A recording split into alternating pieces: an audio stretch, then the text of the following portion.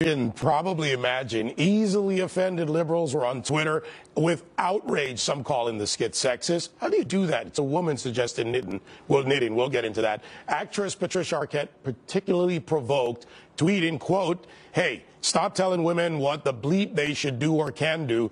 Get over your mommy issues." Unfortunately, Arquette and her fellow so-called feminists have been much less willing to come to the defense of First Lady Melania Trump after Newsweek posted this extremely misleading headline, quote, "Melania Trump orders removal of the near 200-year-old tree from the White House." Melania did, in fact, order the removal of the Jackson magnolia, but only on the advice of experts who fear that the tree could fall at any moment. Currently, because the facts matter here, it's relying on the support of a metal pole and intricate system of wires to keep it standing. Joining us now, former Secret Service agent Dan Bongino, who's probably at Magnolia Tree at some time, probably lounging on his afternoon off, and Fox News contributor Tommy Lahren. Good to see you both. Dan, by the way, have you been under the Magnolia Tree? Have you lounged? I have, and I'm glad she took it down because it was about to fall down and maybe mow down all the people in the press corps. And listen, I'm no fan of the press, but I don't want a magnolia tree to fall on them. So thank you, Melania, for making the sound move. That was a good move. So thumbs up. All right. So, Tommy, you know, the tree hugger corps, they didn't consider that an arborist or someone who's an expert might have been consulted on this. And on top of this, from another point of view, I've gone up and down the Garden District in New Orleans and other parts of the country. They often trim these trees. They grow out. They become very heavy, narrow trunks. Hate to tell you, folks, I pay attention to trees occasionally. But, Tommy, this attack on the First Lady, vastly different by the triggered left and so-called feminine defenders.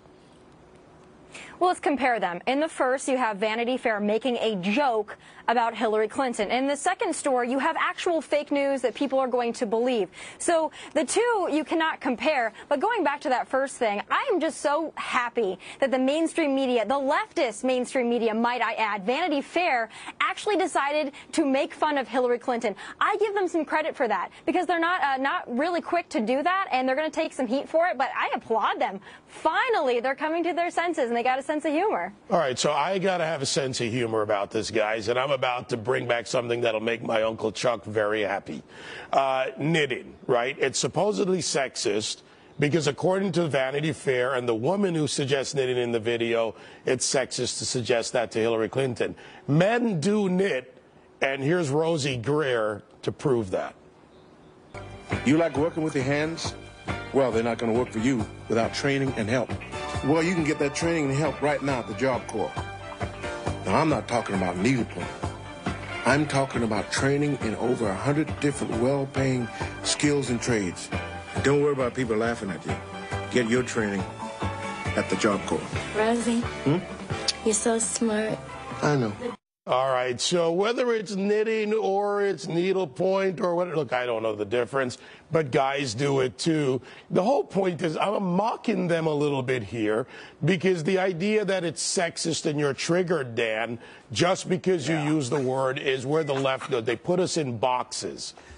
Yeah, David, a couple things. Number one, if you're going to put out a video like this and subject yourself to the far left social media mob and their outrage campaigns, make it funny. Like, I'm sorry, it really wasn't that funny. It was kind of stupid. But secondly, I do applaud them, though, for finally, opening themselves up to humor on the other side. But remember, it was a joke, liberals. A joke. J-O-K-E. Or if Joe Biden was spelling it J-O-K-E-E. You get it? You see how we do that? It's a joke. Laugh a little bit. Do you have to be victims all the time? I get it. You can't leave your safe spaces and put your color forms down and your magic markers. But smile. Turn that frown upside down. Laugh a little bit. Not everything is Manichaean and is the end of the world. Gosh, these people are the worst.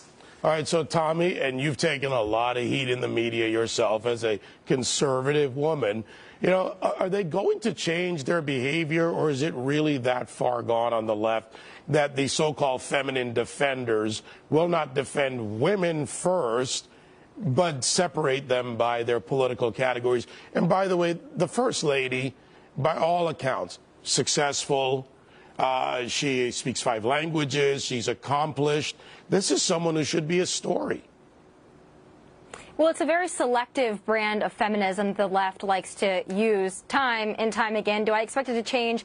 Absolutely not. But going back to the humor of the whole thing. Now, this is the left. This is a group of people, Kathy Griffin included, who thought it would be funny, thought it would be a joke to decapitate President Trump and pose for art. But now if we make fun of Hillary Clinton going in the woods or going to Whole Foods suddenly, that's below the belt, I'm sorry. I don't quite see it the way they do. I don't expect them to change, but I love triggering them because I just get really a kick out of it. Well, we've definitely created several microaggressions right here for many on the left. I'm okay with that. All right, guys, let's look a little bit ahead to 2018.